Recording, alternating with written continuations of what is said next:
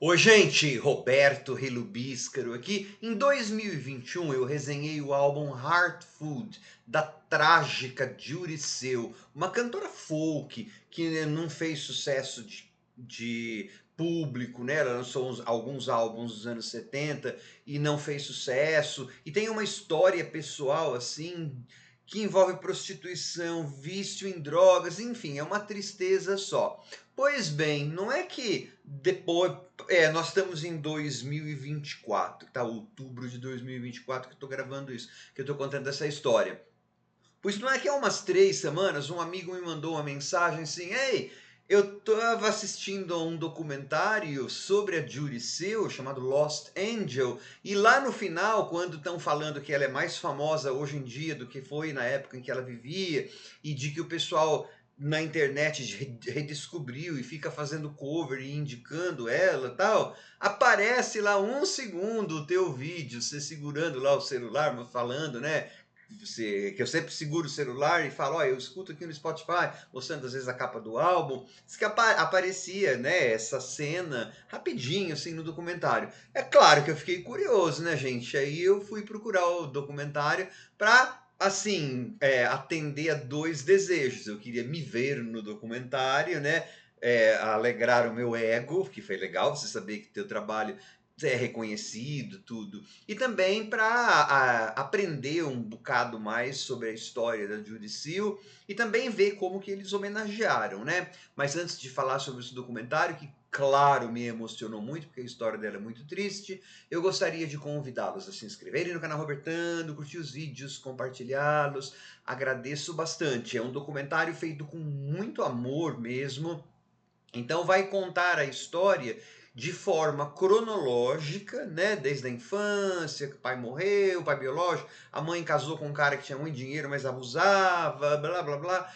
né? Todas aquelas coisas da vida trágica que a Judy Seal teve e toda aquela grande injustiça, né, de uma mulher que tinha um talento enorme, mas que o público não deu bola para os álbuns que ela fez, né? Ela sabia que ela era muito boa, né? Então imagina, e ela queria ser uma super estrela. Então imagina como que essa mulher ficou frustrada.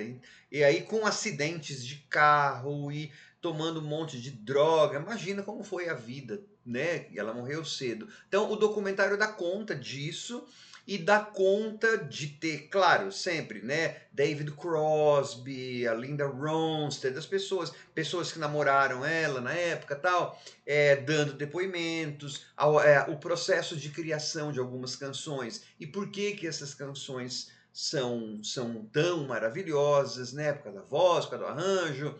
Então eles falam de The Kiss, que é, nossa, linda, sempre difícil ouvir aquilo, dá vontade de chorar, é muito bonita. Não sei por que não falaram de The Donor. Assim, não sei por quê. O álbum o documentário é sobre a vida dela e não sobre analisar faixa por faixa, né? É que The Donor tem uns 9 minutos e tem aquele coro, então assim. E assim, é claro, é uma mulher que não deixou muito material ao vivo. Ela deixou diários, então tem alguém lendo trechos dos diários dela, então o voice-over, né, narrador.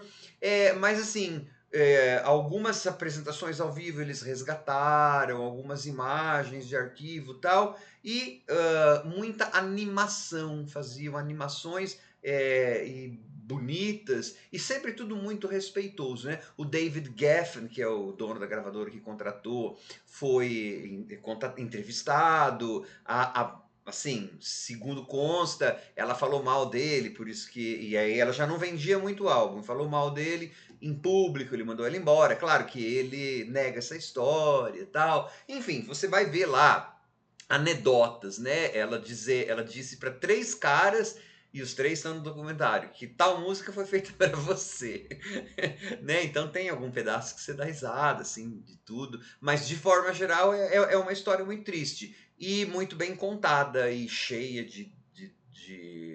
dessas animações e cheia de respeito, né? E aquela história de preservar mesmo o legado, de juntar em um mesmo lugar e como referência para as pessoas que querem ouvir mais e ver mais o material existente e deixar para essas novas gerações, né? Como o documentário bem disse, ela é mais conhecida agora do que foi durante a sua curta vida. Ela morreu aos 35 anos e os últimos anos da vida dela, inclusive, enclausurada e, enfim, o que ela teve de álbum editado foram 2 álbuns, né? Você vai ver no documentário. É um documentário muito legal, muito bom e coloca a Judy Seal no patamar que eu acho que ela devia ter tido enquanto ela viveu. Mas, assim, é como diz lá, acho que é a Linda Ronstadt, o público não quis ouvir. E aí, então, quando o público não quer ouvir, o que vai fazer, né? Foi assim